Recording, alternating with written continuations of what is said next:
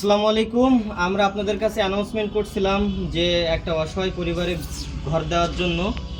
এই যে যাদের জন্য আমরা ঘর উপহার দিয়েছি এই সেই পরিবার, এই আঙ্কেল, ইনার এই যে সন্তান যে প্রতিবন্ধী আর ওনার স্ত্রী, ইনারা কিছু করে খাবে সেই সুযোগটাও নাই।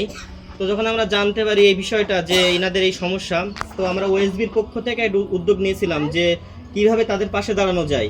তো সকলের পরামর্শ ছিল যে তাদের যেহেতু বাসস্থানের সমস্যা, আপনি একটা উদ্যোগ নেন কিভাবে তাদের এই যে ঠান্ডায় তারা কষ্ট পাচ্ছে কীভাবে তাদের হেল্প করা যায়। তো সেই হিসাবে আমরা তাদেরকে এই সুন্দর ঘরটা করে দিয়েছি। এখন তাদের সাথে একটু কথা বলবো যে তাদের এতে এই যে আমরা আগন্তুক তাদেরকে একটা হেল্প করলাম, তাদের কেমন অনুভূতি। আপনি ঘরটা পেয়ে খুব খুশি হয়েছেন? জি খুশি। খুশি হয়েছেন? খুশি।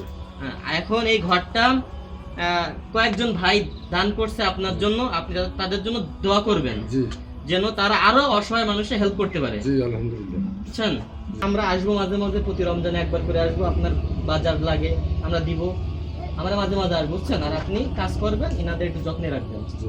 নামাজ কালাম পড়া হয়? জি। হ্যাঁ, মনে হয় তো নামাজ পড়েন না? পড়েন? শুক্রবারে শুক্রবারে যাই, এবার থেকে চেষ্টা করবেন 5 ওয়াক্ত নামাজ পড়ার, যতটুকু সম্ভব নামাজ পড়ার চেষ্টা করবেন। তো যারা আমাদেরকে সহযোগিতা করছিলেন তাদেরকে অসংখ্য শুকরিয়া।